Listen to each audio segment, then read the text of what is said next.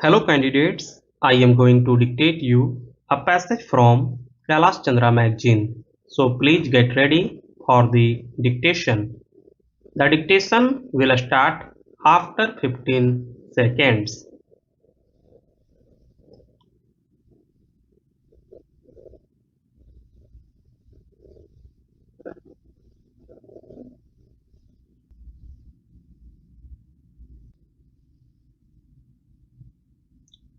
Sir, in August, when the Food Minister spoke on the food debate, he underlined the necessity for a clear demarcation between the functions of the Union Food Ministry and the food departments in the states.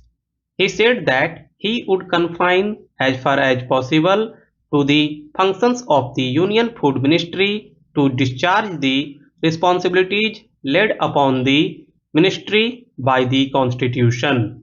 Now, as far as I could read the Constitution, one of the most important responsibilities of the Union Food Ministry is that it should see that the price of food grains does not fluctuate violently from time to time and from place to place.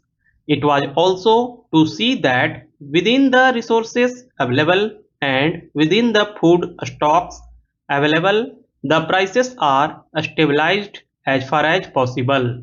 In this particular function, the Union Food Ministry has so far not been successful. Prices are fluctuating for no apparent reason from time to time and from place to place, and prices fluctuate in the deficit areas as well as in the surplus areas. Prices fluctuate during a period when we have a bumper crop as well as during a period when there is a deficit in production. So we have not been able to evolve any formula or machinery whereby it would be possible to control prices. We are told, sir, that last year we had a bumper crop, but in spite of the bumper crop, what do we find?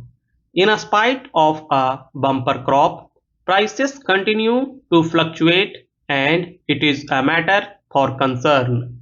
Since 2011, prices have a tendency, I am talking about food prices, to harden at higher and higher levels. During scarcity periods, prices rise, come down a bit, shoot up again still further, and then stabilize at a higher level, and in that way from year to year the stabilized price is something higher than that of the previous year. This being the situation, it requires some consideration as to how we are going to meet that situation. I was trying very hard to hear what the food minister had to say, but I did not find a single suggestion in the entire speech about the manner in which the food ministry intended to tackle this problem. We have been told that the wholesale trading in food grains by the state was a means to an end.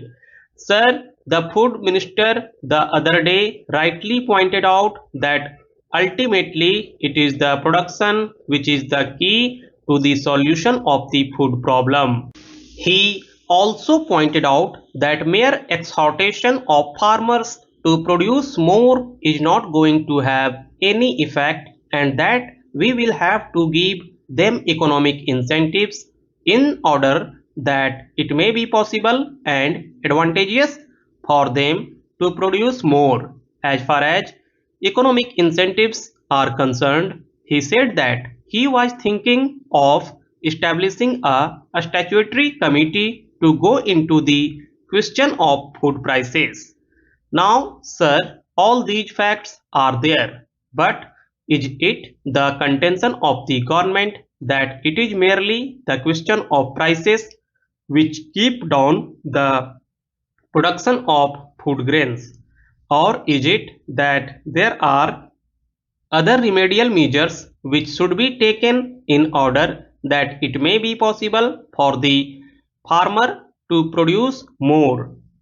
Honorable Dr. Kunjru has already pointed out that increased food production can take place only when there are increased irrigation facilities, enough manure and good seeds. In each of these items we are lagging behind. Even the little irrigation facilities that are available are not being fully utilized for one region or another. Argument goes on, but the fact remains that water meant for irrigation is not being utilized. It is impounded for no purpose whatsoever. What are you going to do? Are you going to continuously argue about what is right and what is wrong, or are you going to take some positive steps to see that all the irrigation facilities that are available are fully utilized and more facilities are created? The same is the case with reference to manure.